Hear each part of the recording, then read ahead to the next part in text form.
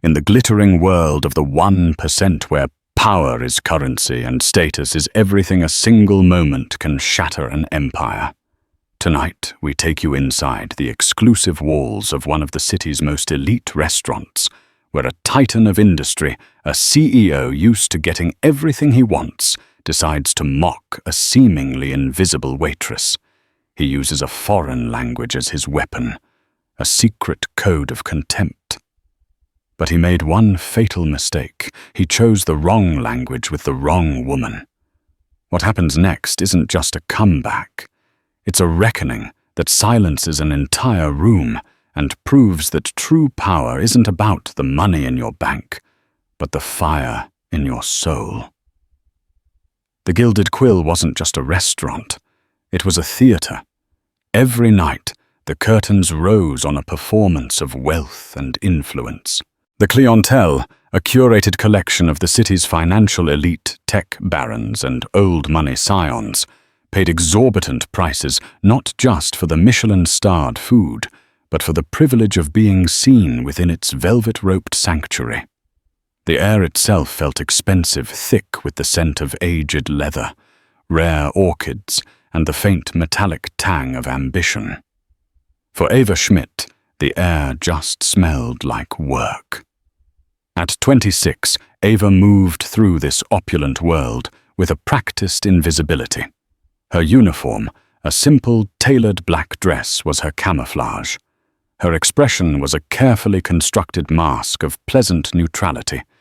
She was efficient, precise, and silent. To the patrons of the Gilded Quill, she was just part of the scenery. A pair of hands that refilled water glasses, cleared away finished plates, and delivered exquisite creations from the kitchen. They saw the uniform, not the woman wearing it. And that was exactly how Eva survived. Each night was a marathon of endurance.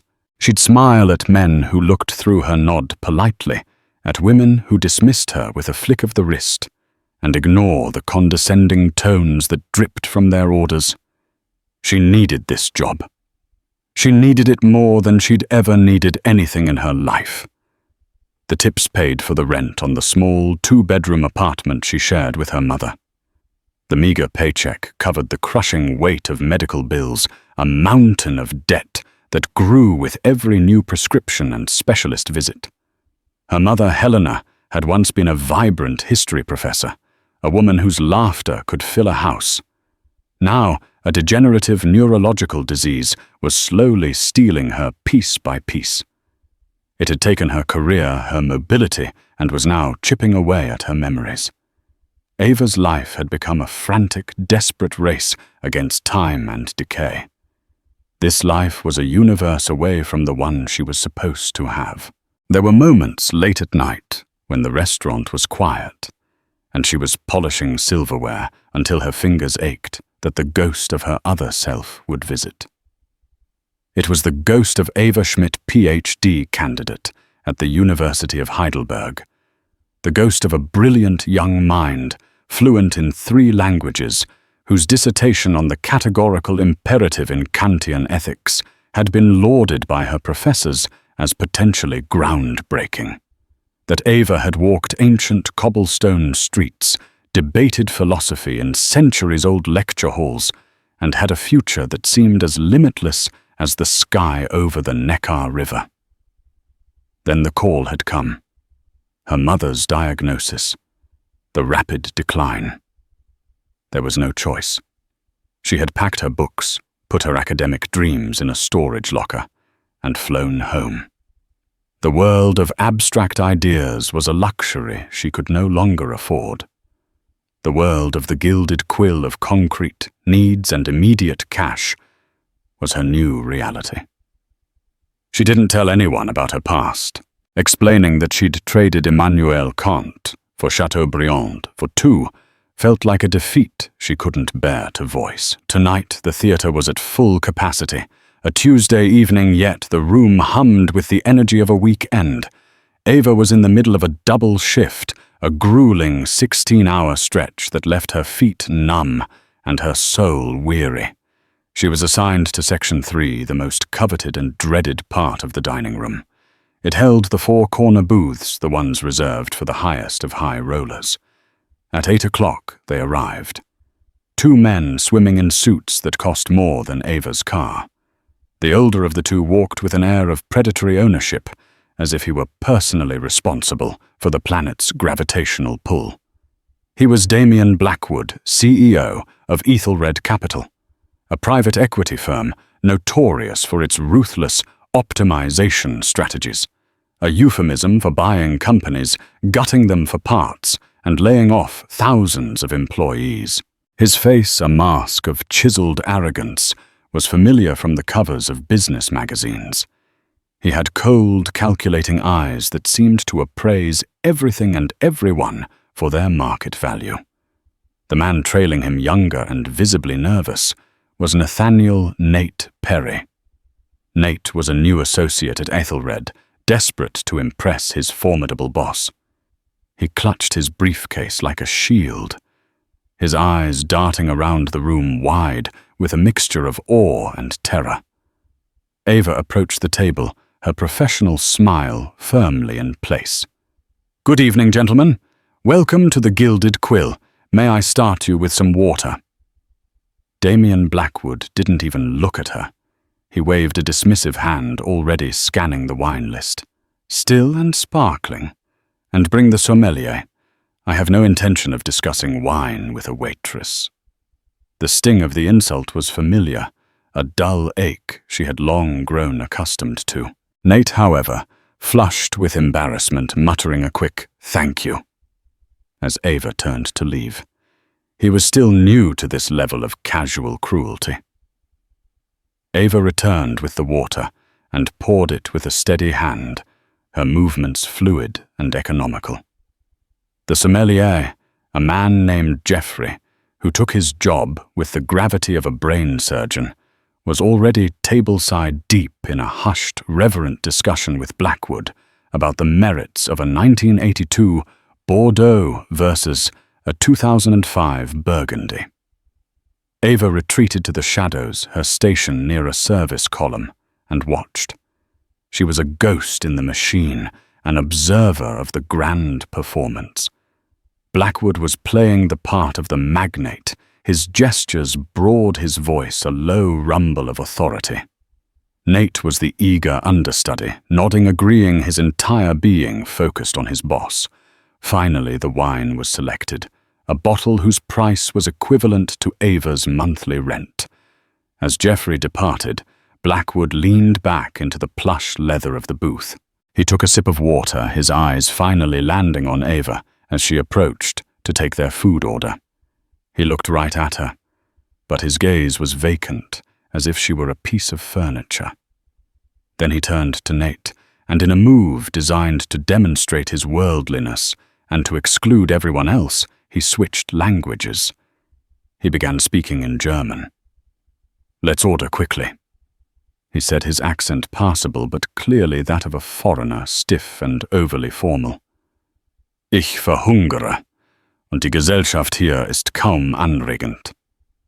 "I'm starving, and the company here is hardly stimulating." Nate, caught off guard, stammered a reply in heavily accented textbook German. "Ja, Herr Blackwood, was empfehlen Sie?" "Yes, Mr. Blackwood. What do you recommend?" A cruel smirk played on Damien Blackwood's lips. He thought he was clever.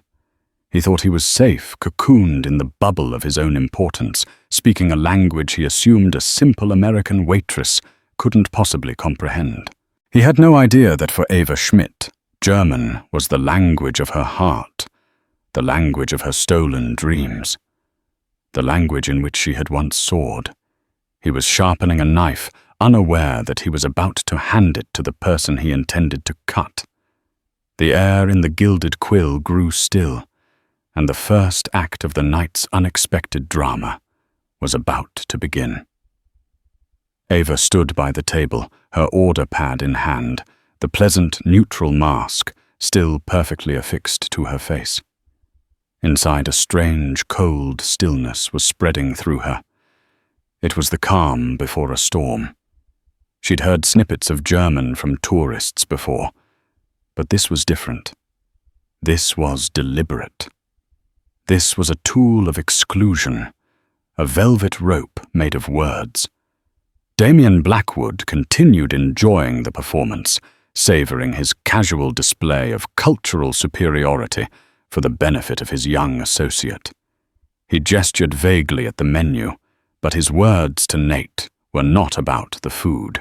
"Sieh sie dir an, Nate," he said, his voice a low, conspiratorial murmur. "Look at her, Nate. Das ist, was passiert, wenn man in der Schule nicht aufpasst. Man landet hier fullt Wasserglaser, echte Macher. This is what happens when you don't pay attention in school. You end up here filling water glasses for real players." Nate shifted uncomfortably in his seat. He offered a weak, nervous smile, a pathetic attempt to mirror his boss's confidence. "Sicher, Herr Blackwood," he mumbled. "Of course, Mr. Blackwood." Ava's pen remained poised over the paper. Not a flicker of emotion crossed her face. Years of academic discipline had taught her control, and months of caring for a dying parent had taught her a level of patience that bordered on superhuman. She let the words wash over her, cataloguing them, analyzing the grammar, the syntax, the sheer unadulterated arrogance behind them.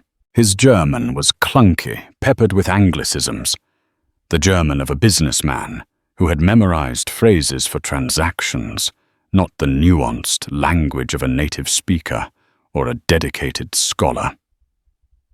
"Are you ready to order, sir?" Ava asked in clear, unaccented English, her voice calm and steady. Blackwood looked up, slightly annoyed at the interruption. He waved a hand impatiently. "The Dover sole for me. Meunier. Make sure the chef knows no capers. I detest capers. A sign of a lazy palate." He then looked to Nate. "What about you?" Before Nate could answer in English, Blackwood cut him off, switching back to German. "Nimm das Steak, Junge. Zeig ihnen, dass du ein Raubtier bist, kein Kaninchen. Get the steak, kid. Show them you're a predator, not a rabbit." He then turned his attention back to Ava, a slow, condescending gaze that traveled from her sensible black shoes up to her neatly tied-back hair. The smirk returned to his face as he continued in German, his voice laced with disdain. "Ich frage mich, was in so einem Kopf wohl vorgeht," he mused to Nate, loud enough for anyone nearby to hear, though he believed no one could understand. "I wonder what goes on in a head like that. Wahrscheinlich nicht viel mehr, als die Sorge, ob das Trinkgeld für die Miete reicht. Probably not much more than worrying if the tips will cover the rent." This time the barb struck deeper. It was too close to home, too painfully accurate. A flash of heat, pure and white, shot through Ava's chest. She thought of the stack of bills on her kitchen table. She thought of the call from the pharmacy that morning about a co-pay she couldn't afford. Her hand tightened on the pen, the plastic creaking under the pressure. "Breathe, Ava. Just breathe. It's just a rich bully showing off.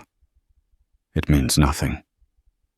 She took Nate's order of filet mignon, medium rare as instructed, and retreated from the table.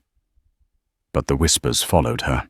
As she entered the orders into the point-of-sale system, she could still hear Blackwood's voice, a low drone of German invective. He was critiquing her posture, her uniform, her very existence. "Schau nur, wie sie geht. Keine Eleganz, keine Anmut," he sneered. "Just look at how she walks. No elegance, no grace.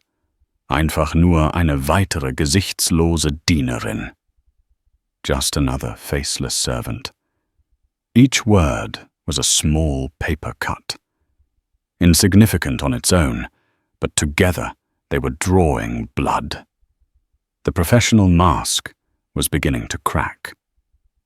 Her colleagues noticed the tension in her jaw, the rigid set of her shoulders. "Everything okay with the sharks in Section 3? Asked Maria, another waitress, as she passed by with a tray of cocktails. Ava forced a tight smile. Just another Tuesday. When she returned to the table to serve their wine, Geoffrey having already performed the opening ritual, Blackwood escalated.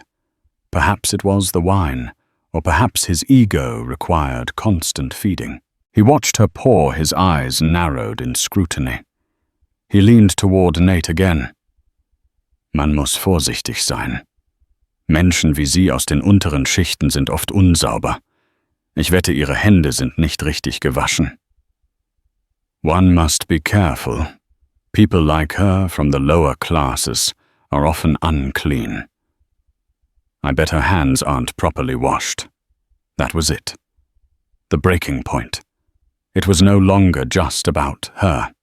He was attacking her professionalism, her integrity, her basic human dignity. He had crossed a line from arrogance into outright dehumanization. The cold stillness inside Ava shattered, replaced by a crystalline, ringing clarity. The fear for her job, the anxiety about the bills, the exhaustion, it all vanished. What remained was the ghost of that other Ava, the Heidelberg scholar, the woman who lived in a world of logic and ethics, who understood that some statements, some actions are so fundamentally wrong, they demand a response. Kant's categorical imperative. The subject of her unfinished dissertation echoed in her mind. Act only, according to that maxim, whereby you can, at the same time, will that it should become a universal law. Could Blackwood will his behavior to be a universal law? For every powerful person to treat those who serve them with such vile contempt. The thought was monstrous, and in that moment, Ava knew she had a moral obligation to act, not just for herself, but for every person who had ever been made to feel invisible, worthless, or unclean by someone like Damien Blackwood. She finished pouring the wine for Nate, her movements still impeccably smooth. She placed the bottle back on the table, turning the label to face Blackwood, as was standard practice. The room seemed to fade into a dull hum around her. Her entire universe had contracted to the 4 square feet of space occupied by this table. She straightened her back. She took a slow, deliberate breath. She let the mask of the deferential waitress fall away, revealing the formidable intelligence and iron will that lay beneath. For the first time that evening, she made direct eye contact with Damien Blackwood.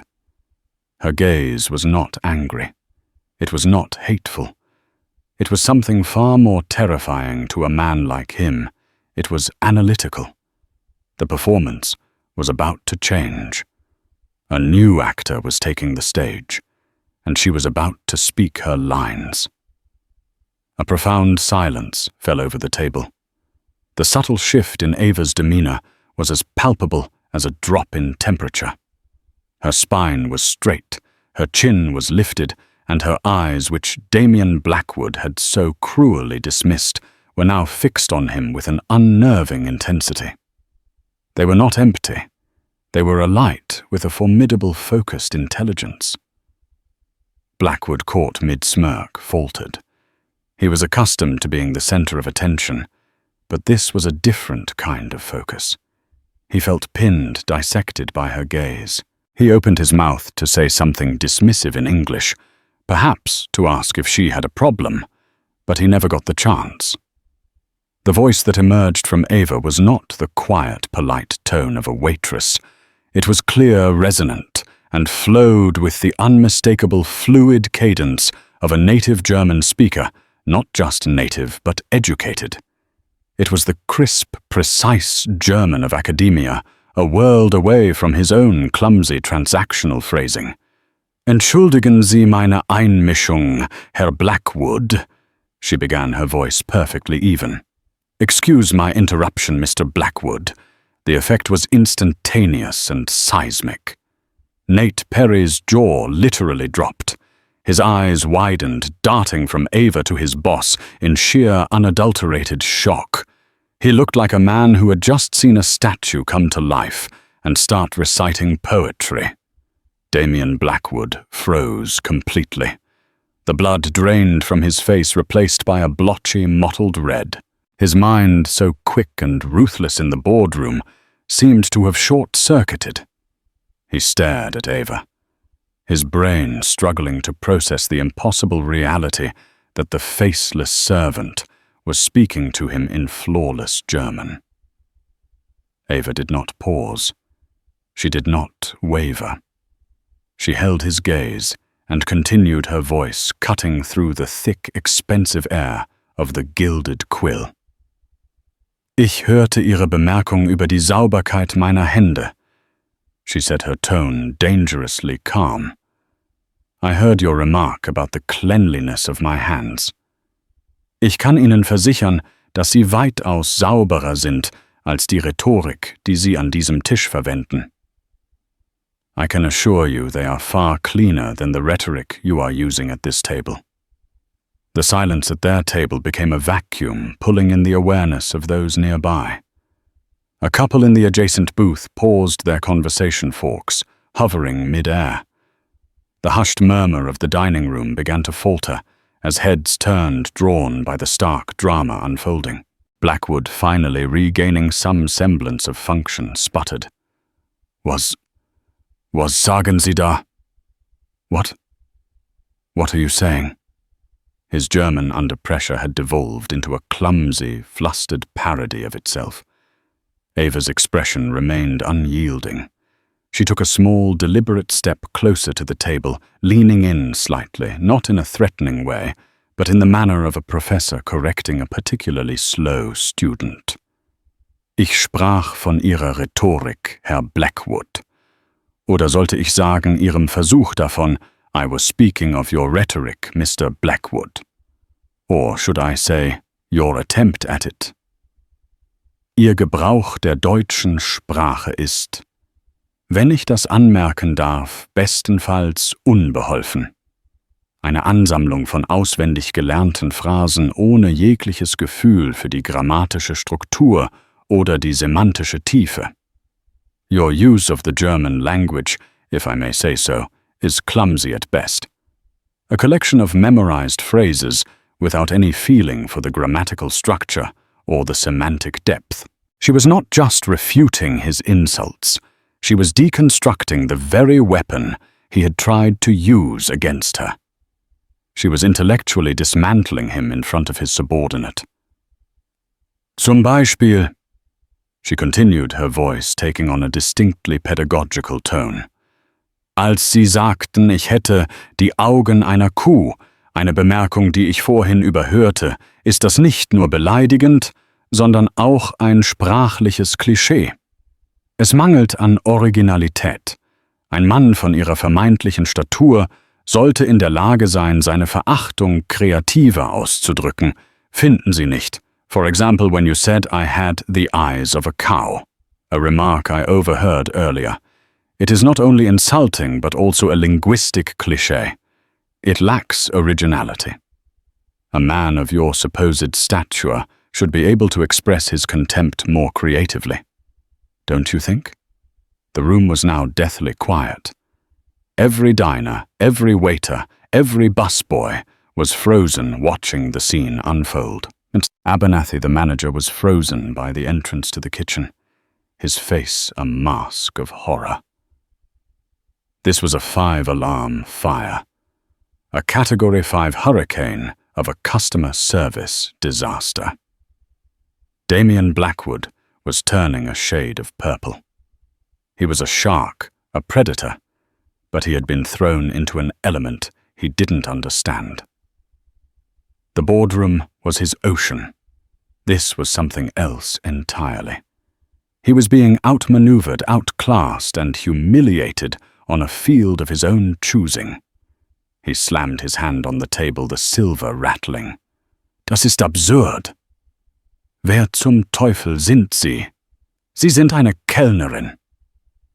This is absurd. Who the hell are you?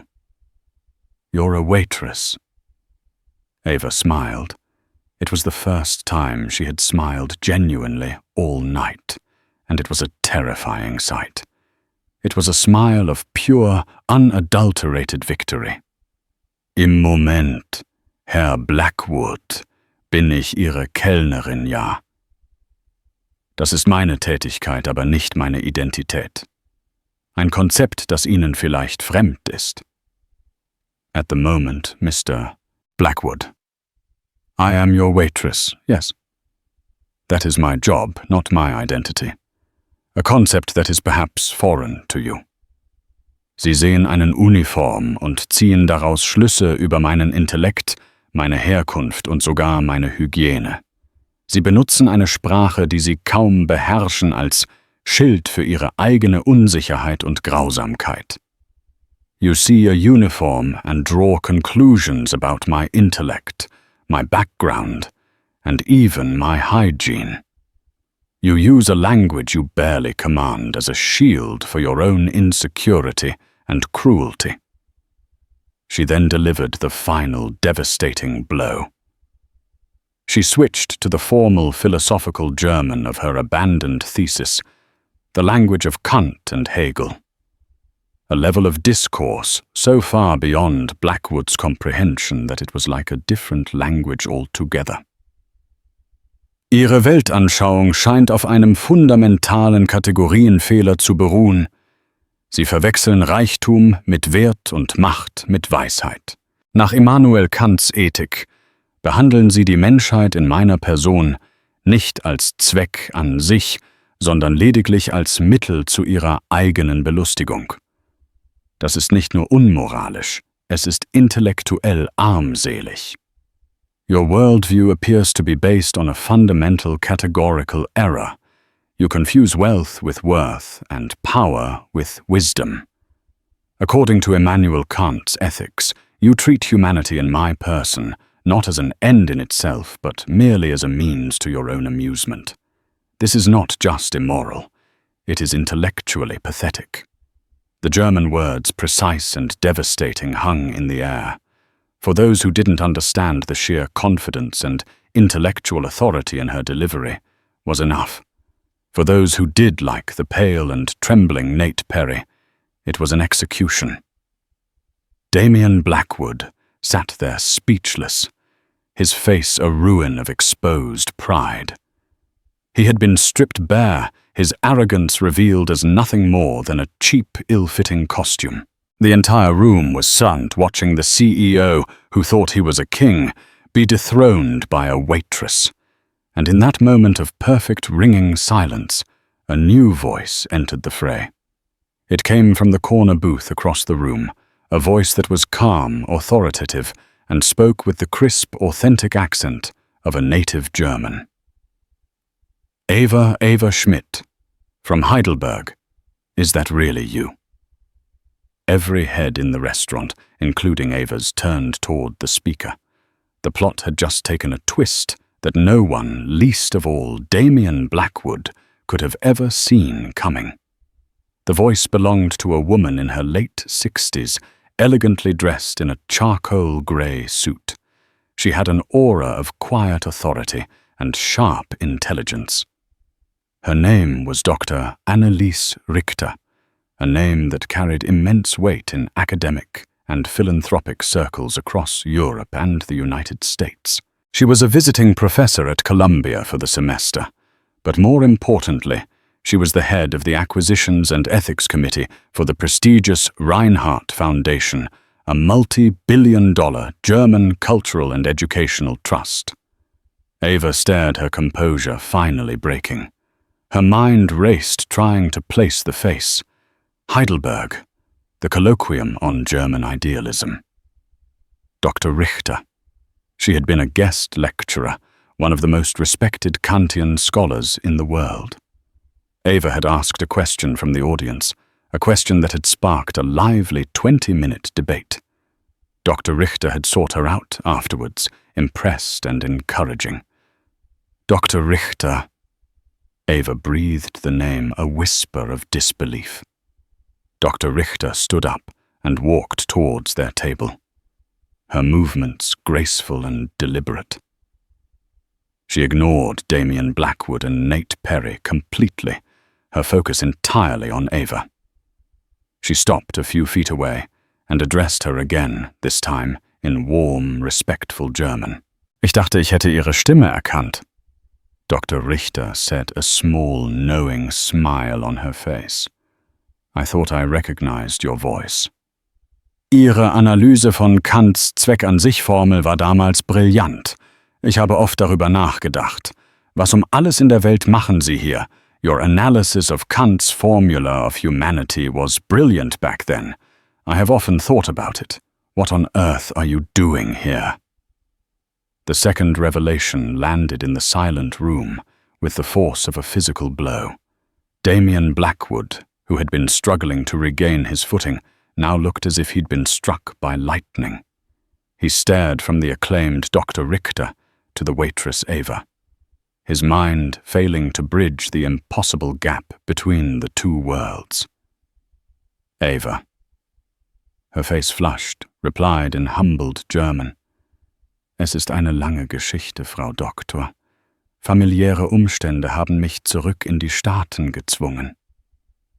It's a long story, Doctor. Family circumstances forced me back to the States. Doctor. Richter's expression softened with sympathy. I see. She then turned her gaze cold and sharp as obsidian upon Damien Blackwood. The shift was startling. The warmth vanished, replaced by an icy contempt that made Blackwood's earlier sneering seem childish. Mr. Blackwood, she said, switching to flawless, cutting English. We were scheduled to have a preliminary meeting next Thursday regarding Ethelred Capital's proposal for the Reinhardt Foundation's North American portfolio. Blackwood's eyes widened in dawning horror. The Reinhardt Foundation. He had been chasing that meeting for 6 months. It was a cornerstone of his firm's 5-year expansion plan. Securing a partnership with them would mean billions in managed assets and unparalleled prestige. His entire trip, his dinner with Nate, was a prelude to this career-defining opportunity. Dr. Richter, he stammered, scrambling to his feet, his face a mess of feigned politeness and panic. This is a terrible misunderstanding.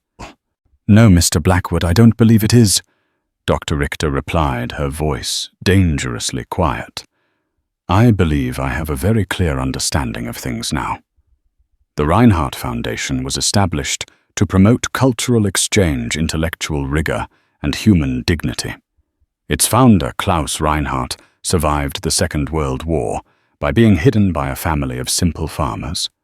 He never forgot that intellect and character have no correlation with social status or wealth. She paused, letting the weight of her words settle in the silent room. You have just demonstrated in the most public and vulgar way imaginable that you and your firm possess a worldview that is fundamentally antithetical to everything the Reinhardt Foundation stands for. You mock a woman of formidable intellect because she is serving you food. You use my native language as a tool for your petty cruelties.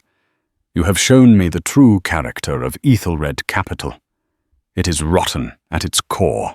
Every word was a nail in the coffin of Damien Blackwood's ambitions. Nate Perry looked like he wanted the floor to swallow him whole.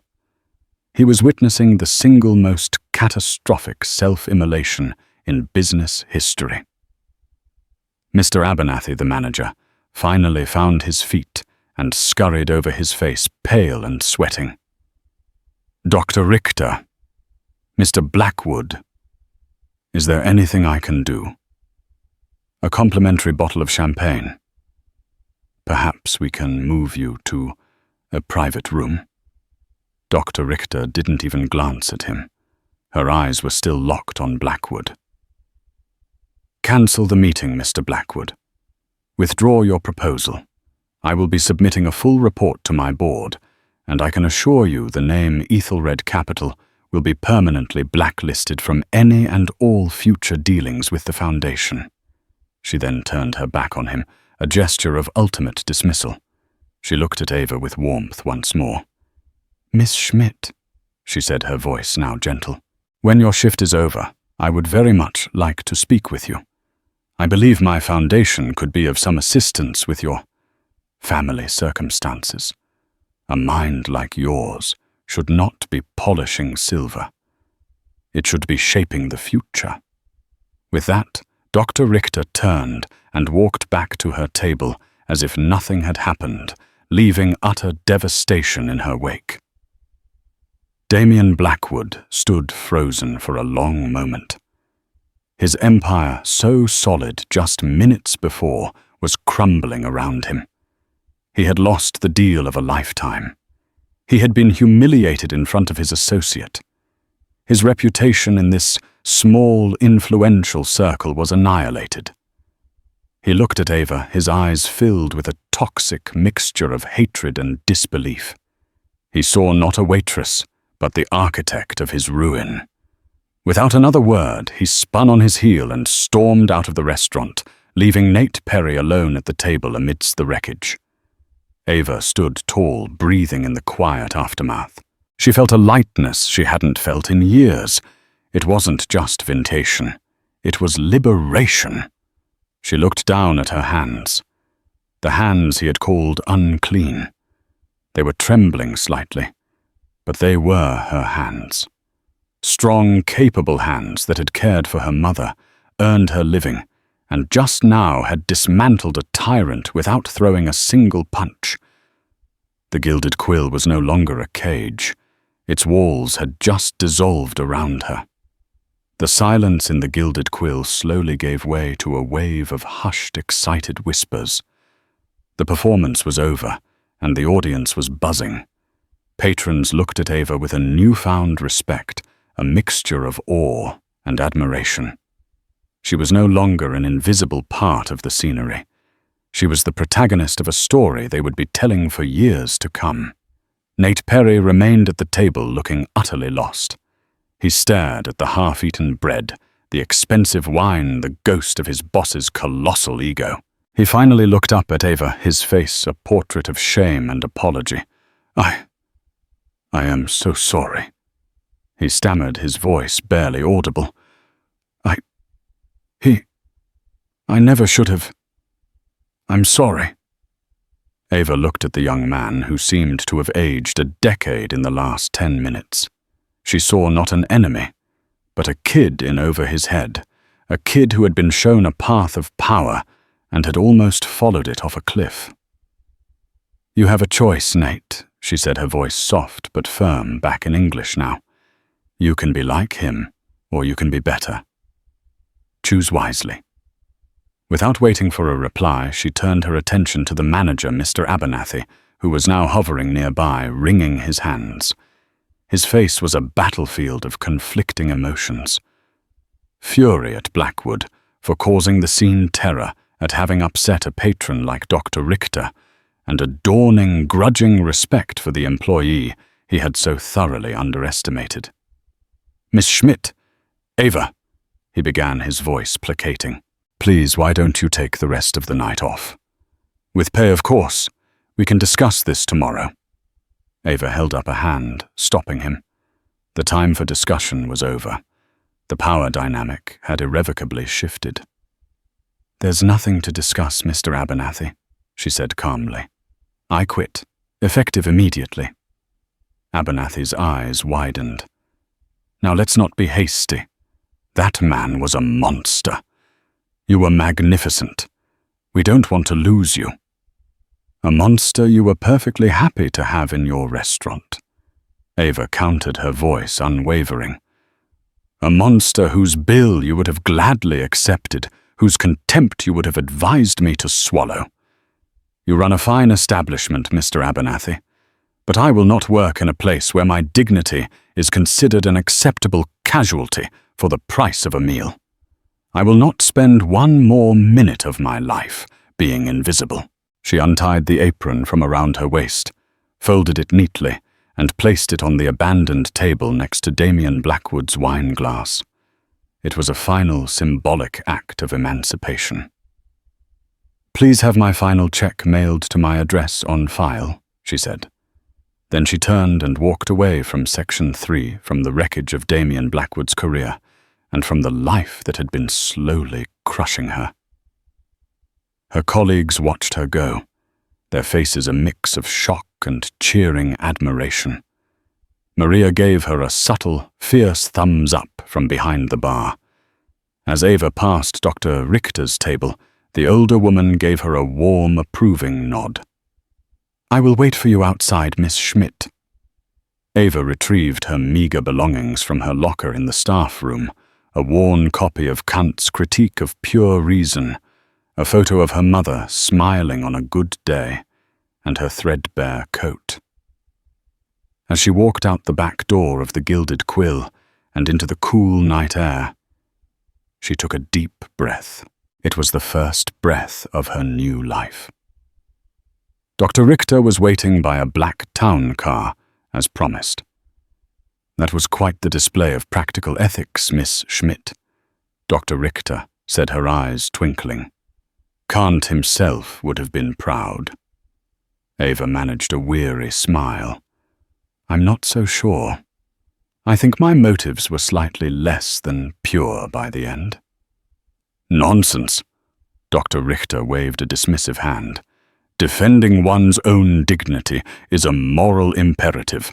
Now tell me everything. About your mother, about why you abandoned your research. We have much to discuss." As the car pulled away from the curb, Ava told her story. She spoke of her mother's illness, the insurance nightmares, the suffocating debt, and the quiet desperation of her days. Dr. Richter listened patiently, her expression growing more determined with every word. By the time they arrived at Ava's modest apartment building, a plan had been formed. It wasn't charity. It was an investment. The Reinhardt Foundation at Dr. Richter's personal direction would offer Ava a research fellowship, a generous stipend that would more than cover her mother's medical care and their living expenses. She could work remotely, allowing her to stay with her mother, and would be given all the resources she needed to complete her dissertation. "Your work is important, Ava," Dr. Richter said, her voice firm. "The world needs more clear ethical thinkers, not fewer. We will not let circumstances silence a voice like yours." Tears welled in Ava's eyes, the first tears she had allowed herself to shed all night. They were not tears of sadness or anger, but of overwhelming, gut-wrenching relief. It was a lifeline, a return to the person she was always meant to be. 6 months later. The Gilded Quill was still there, serving its expensive food to its wealthy clientele. But its story now included the legend of the waitress who silenced a CEO. Mr. Abernathy had implemented new staff protection policies and a picture of Dr. Poor. Anneliese Richter now hung discreetly by the host stand, a silent warning to all who entered. Nate Perry had quit Ethelred Capital a week after the incident, sending Ava a short, heartfelt email of apology and thanks. He was now working for a non-profit, his soul considerably lighter. Damien Blackwood's fall had been swift and brutal. News of the incident, embellished and spread through the city's financial circles, had painted him as not just arrogant, but unstable and foolish. The loss of the Reinhardt deal was a black mark he couldn't erase. After a disastrous quarter, the board of Ethelred Capital had mutually agreed on his resignation. He had become a ghost, a cautionary tale whispered in boardrooms, and Ava was home. She sat at her kitchen table, which was no longer buried under a mountain of bills, but under a sea of books and research papers. Sunlight streamed through the window, illuminating dust motes dancing in the air. From the other room, she could hear the sound of her mother, Helena, laughing. With the fellowship came access to the Foundation's top-tier medical consultants. A new experimental treatment was working wonders. Helena was regaining her strength, her memories returning like old friends. Ava's dissertation was nearly complete. Her work on Kant had evolved, informed by her experiences. It was no longer just an abstract academic exercise. It was infused with a deep, visceral understanding of dignity, value, and the true meaning of power. She was no longer Ava Schmidt, the waitress. She was not even Ava Schmidt, the PhD candidate.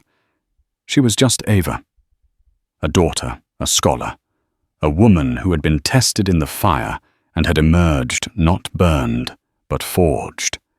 She had faced down a tyrant in a gilded cage, and in doing so had set herself free.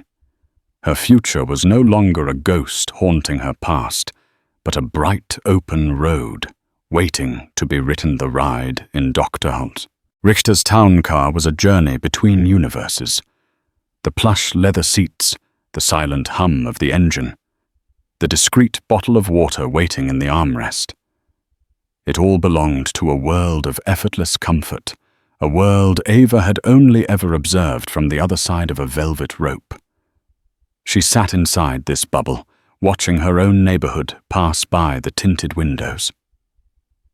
The familiar sights, the 24-hour laundromat, the corner bodega with its flickering neon sign, the slightly worn facades of the apartment buildings, looked different from this new perspective, like a film set of her former life.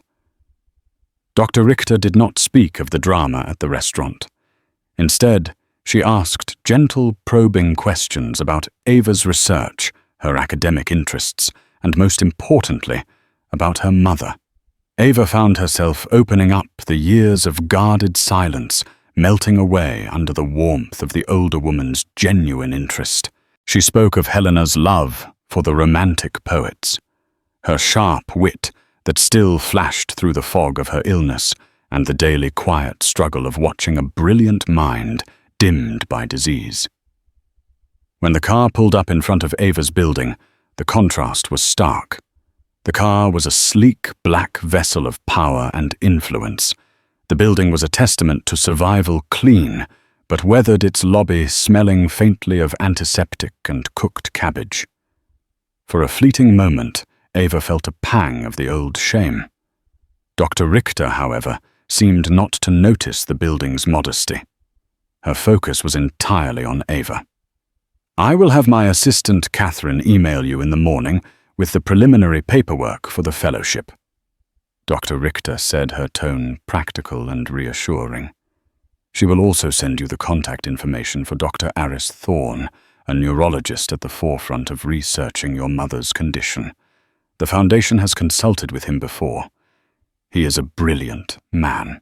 No promises, of course, but a second opinion from the best can never hurt." Ava was floored. This wasn't just money for bills. This was a comprehensive, thoughtful lifeline. "Dr. Richter, I don't know how to thank you." "You will thank me by finishing your dissertation," Dr. Richter said with a firm smile, "and by never, ever allowing anyone to make you feel that you are less than what you are.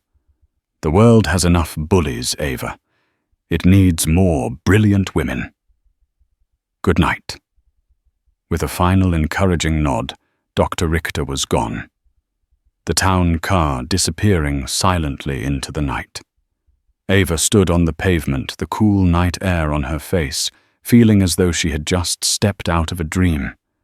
She clutched her coat, the threadbare fabric, a tangible link to the reality she was about to re-enter, and went inside. The apartment was quiet. Her mother was asleep in her room, the rhythmic sound of her breathing a familiar comfort. Ava walked into the small living room and sank onto the lumpy sofa. The events of the evening replayed in her mind, in a dizzying cascade, the sneering German, the cold fury that had risen within her, the look on Damien Blackwood's face, the impossible appearance of Dr. Richter. She looked around the room, at the stacks of medical journals she tried to decipher at the worn armchair, where her mother spent most of her days at the faint water stain on the ceiling. For 2 years, this space had felt like a prison of obligation and anxiety. Tonight, for the first time, it felt like a home she could finally save. The next morning, everything changed. As promised, an email from Catherine Vance, Dr. Richter's executive assistant, was waiting in her inbox. The subject line read, Reinhardt Foundation Fellowship, Ivor Schmidt. Her hands trembled as she opened it. Attached were official documents, letters of agreement, and financial forms. It was real. It was all real. An hour later, another email arrived. It was from the Reinhardt Foundation's finance department. A notification of funds transfer. With a few hesitant clicks, Ava logged into her online banking portal. The page loaded, and she stared at the screen, her breath catching in her throat. Her checking account balance, which yesterday had hovered at a terrifying $87.14, now displayed a number with so many zeros she had to count them twice. It was the first installment of her fellowship stipend, an amount that was more than she had earned in an entire year of grueling double shifts at the Gilded Quill. She started to cry. Not loud, dramatic sobs, but silent, streaming tears of pure, unadulterated relief. The crushing weight that had been sitting on her chest for 2 years, the constant grinding fear of not having enough, simply evaporated. She felt light, untethered. After composing herself, she did the first thing that came to mind. She navigated to the online portal of the specialty pharmacy, the one that had called her just yesterday about a past due bill for her mother's medication. She looked up the outstanding balance, an amount that had seemed like an insurmountable mountain. With a steady hand, she typed in the numbers of her debit card and clicked Submit Payment. A small green check mark appeared on the screen. Thank you, your payment has been processed. It was the most satisfying click of her life. Later that afternoon, another email arrived. This one was from a name she didn't recognize, Nathaniel Perry. Her heart tensed for a moment before she opened it. Dear Ms. Schmidt. The email began the tone formal and deeply ashamed. I am writing to once again offer my most sincere and profound apology for my complicity in the events at the restaurant. There is no excuse for my silence. I was weak, intimidated, and I failed a basic test of human decency. What you did was the bravest thing I have ever witnessed. You didn't just stand up to a bully. You held up a mirror to a culture I was all too eager to join. You changed my perspective that night, and I believe you may have changed the course of my life. For what it's worth, I submitted my resignation to Ethelred Capital this morning. I cannot be a part of a world that so eagerly rewards cruelty and dismisses humanity. I don't know what I'll do next, but I know I want to do something that allows me to look at myself in the mirror. Thank you. Not just for forgiving my cowardice, but for showing me what courage looks like. Sincerely, Nate Perry. Ava read the email twice. She felt a surprising wave of compassion for the young man. She thought for a moment, then typed a short reply. Dear Nate, thank you for your message. It takes courage to admit a mistake and even more to change your path. I wish you the very best in finding one that is worthy of you. Be well. Ava. She hit send, closing a chapter for him as she was beginning her own. The next challenge was internal. A few days later, after scheduling a consultation with the renowned Dr. Thorne for her mother, Ava faced her old laptop. She blew dust off the cover and powered it on. After a moment, she located the folder labeled Dissertation. She clicked it open. Files and documents she hadn't seen in 2 years stared back at her. Chapter 1. Draft 4. DocX. Kant Categorical Imperative Notes. PDF. Bibliography sources. XLSX. She opened the main draft. The words on the screen felt like they had been written by a different person, a stranger full of hope and academic ambition. A wave of imposter syndrome washed over her. Could she still do this? Had the gilded quill hollowed out the scholar she used to be? The language seemed dense, the arguments arcane. She read a paragraph she had once been so proud of and felt nothing but distance. Discouraged, she closed the laptop. The money was one thing, but reclaiming her mind was another challenge entirely. That evening, she had her first scheduled video call with Dr. Richter. When Annalise's kind, intelligent face appeared on the screen, Ava confessed her anxieties. "I feel like a fraud, Dr. Richter," Ava admitted.